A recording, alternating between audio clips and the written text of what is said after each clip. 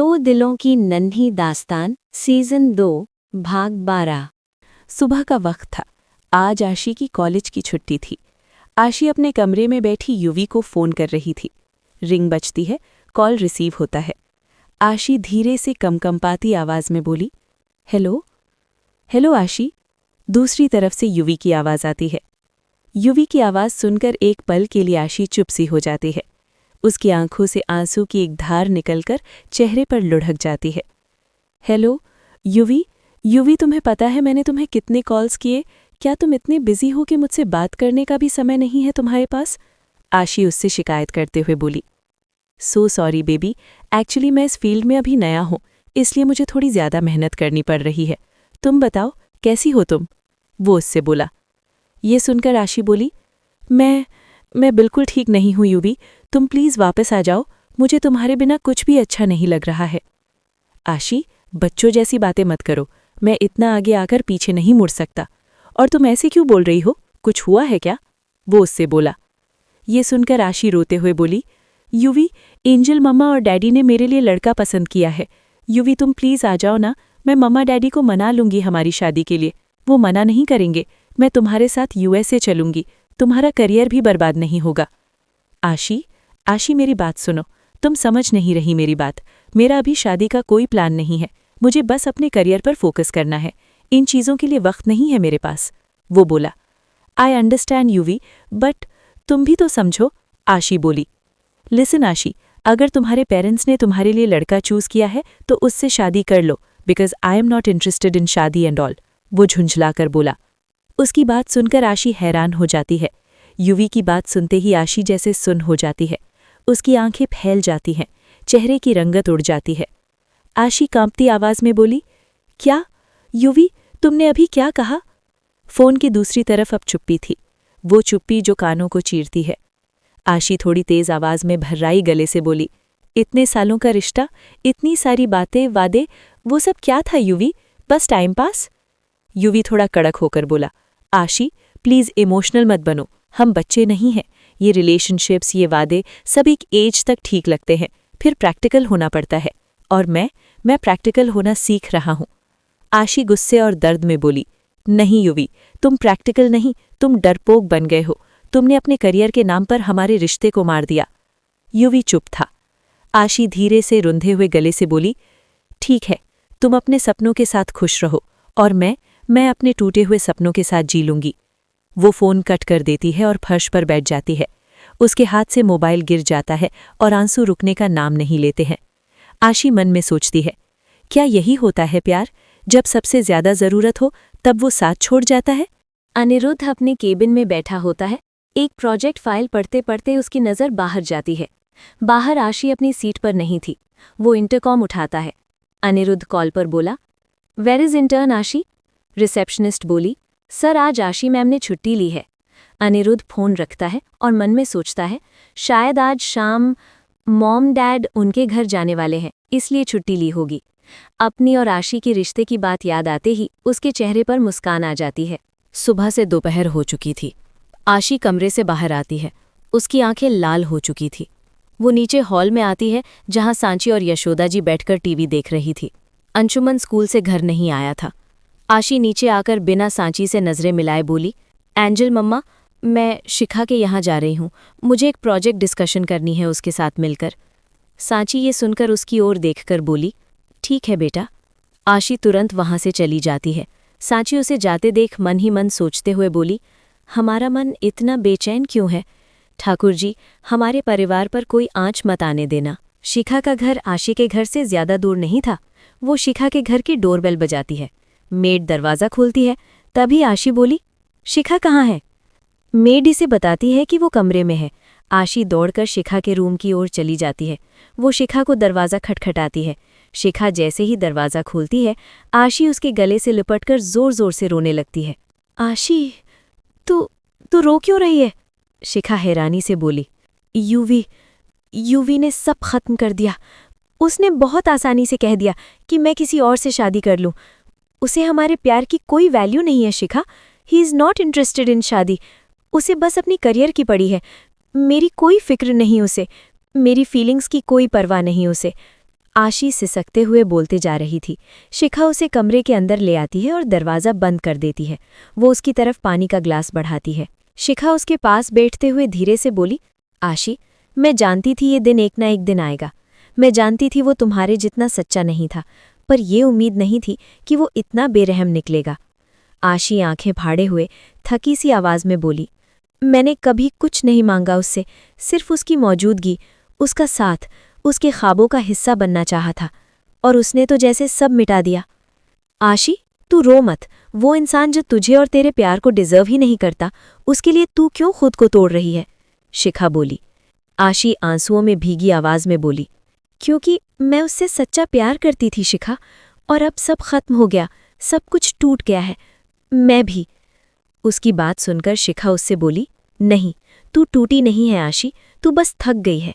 लेकिन ये मत भूल कि प्यार सिर्फ पाने का नाम नहीं होता, और जो तुझे इतना इग्नोर करे, तुझे रुला दे, वो प्यार नहीं होता।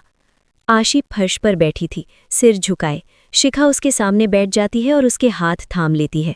शिखा नरम होकर उससे बोली, तू वो लड़की है जिसने अपने सपनों को कभी दूसरों के लिए कुर्बान नहीं किया, फिर आज क्यों? सिर्फ इसलिए कि एक लड़के ने मुंह फेर लिया? आशी धीरे से, रुंधे गले से, क्योंकि मैंने उसके साथ जिंदगी देखी थी, सपने देखे थे, और अब सब अधूरे हैं। शिखा उसे देखती है, फिर एक लंबी सांस लेकर बोलती है, शायद अधूरे सपने ही असली जिंदगी की शुरुआत होते हैं, और तेरा असली चैप्टर अभी खुला नहीं है। आशी, खुद को मजबूत बना, अपने लिए, अपनी एंजल ममा के लिए। तू ही कहती है ना कि तुझे चाची की तरह बनना है। अब वक्त आ गया है। जैसे सांची चाची खुद से पहले दूसरों के बारे सोचती हैं, तुझे भी सब भूलकर अपनी परिवार की खुशियों के बारे सोचना है। खुद लिए ना सही, लेकिन अपनी फैमिली, अपनी एंजल ममा के लिए तो तू आगे बढ़ सकती है ना। आशी शिखा की बात सुनकर अपने आंसू पोंछते हुए बोली, तू सही कह रही है शिखा, बहुत गलती कर चुकी हूं मैं, लेकिन अब नहीं, अब मैं किसी के लिए नहीं रोऊंगी। ऐसे इंसान के लिए तू बिल्कुल भी नहीं जिसे मेरे प्यार की कद्र नहीं। मैं आगे बढ़ूंगी, खुद के लिए, अपनी फैमिली के लिए। शिखा मुस्कुराते हुए बोली, अब आई ना मेरी शेरनी वाली आशी वापस? देख लेना, एक दिन वही लड़का पछताएगा, लेकिन तब तक तू इतना मजबूत बन चुकी होगी कि उसकी ज़रूरत ही महसूस नहीं होगी। आशी हल्के से मुस्कुराती है। आंखों के कोने में अटके आंसू अब झुकने के बजाय हिम्मत से लड़ते नजर आ रहे थे। शाम का समय था। शिखावत फैमिली साथ बैठी चाय की चुस्की ले रही थी। तभी डोरबेल बजती है। सांची जाकर दरवाज़ा खोलती है। सामने जसवंत जी और उषा जी थे। उन दोनों को देखकर सांची थोड़ी हैरानी से बोली, उषा जी, भाई साहब, आप आइए ना। वो लोग अंदर आते हैं। यश और यशोधा जी उन लोगों को देखकर उनसे मिलते हैं। अंशुमन उषा जी और जसवंत जी को देखकर नमस्ते करता है। वो लोग बैठते हैं। तभी सांची जी बोली, आप लोग बैठकर बातें कीजिए, हम अभी आप लोगों के लिए गर्मा-गर्म चाय नाश्ता लेकर आते हैं। तभी उषा जी बोली, अरे सांची, तुम चाय नाश्ता छोड़ो और हमारे साथ बैठो, हम यहाँ कुछ बात करने आए हैं। जी उषा भाभी, बताइए ना, क्या बात है? यश बोला, अरे यश, बात बस इतनी सी है कि हमें और हमारे बेटे को तुम्हारी आशी बहुत पसंद है।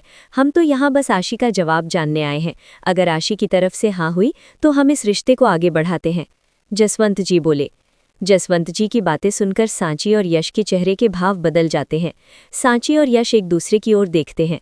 तभी एक आवाज़ उनके कानों पर पड़ती है, मुझे मंजूर है। सब आवाज़ की दिशा की ओर देखते हैं। आशी दरवाजे पर खड़ी थी। वो अंदर आते हुए सबकी ओर देखकर बिना किसी भाव के बोली, मैं शादी के लिए तैयार हूँ। उसकी बात सुनकर जहाँ सबके चेहरे में खुशी छा जाती है, वहीं सांची आशी के चेहरे को पढ़ने की कोशिश कर रही थी। उषा जी आशी को अपने गले से लगाते हुए बोली, तुम्हारे इस जवाब से हम सब बहुत खुश हैं बेटा, जीती रहो। आशी हल्का सा मुस्कुरा देती है। खुशी का माहौल था। सब एक दूसरे को गले लगाकर बधाई दे रहे थे। तभी सांची आशी के पास आकर बोली, आशी, आप खुश हैं ना? सांची को देखकर आशी लंबी मुस्कान लिए बोली, हाँ एंजल मम्मा, हम बहुत खुश हैं, क्योंकि आप सब खुश हैं और हम शादी के लिए बिल्कुल रेडी हैं, सच्ची। आशी की बात सुनकर सांची को थोड़ी तसल्ली होती है। वो आशी को गले लगाकर बोली, हम आपके लिए बहुत खुश हैं बेटा। उषा जी बोली, जब दोनों बच्चे राजी हैं तो हमें और देरी नहीं करनी चाहिए। पंडित जी से कल सुबह बात करके सगाई और शादी का मुहूर्त जल्द से जल्द निकलवा लेते हैं। दूसरे दिन उषा जी का फोन आता है कि पंडित जी ने 2 दिन बाद सगाई का मुहूर्त बताया है और 10 दिन बाद शादी का शुभ मुहूर्त बताया है, वरना सीधे अगले साल ही मुहूर्त निकलेगा। ये सुनकर सब उसी तारीख को सब तय करते हैं। सगाई का दिन। एक सुंदर सजा धजा घर का लॉन लाइट्स, फूलों और संगीत से भरा हुआ था। चारों ओर मेहमानों की चहल पहल थी। महिलाएं पारंपरिक परिधान में, पुरुष कुर्ता पायजामा या सूट में। हल्का सा संगीत बज रहा था। स्टेज सजा हुआ था। पीछे फूलों का मंडप, सामने कुर्सियां और कैमरे। उषा जी, जसवंत जी, काजल, सौरभ, कियारा और अनिरुद्ध सज धज कर आते हैं। अनिरुद्ध शेरवानी में बेहद आकर्षक और गंभीर लग रहा था। परिवार को देख सब लोग अभिवादन करते हैं।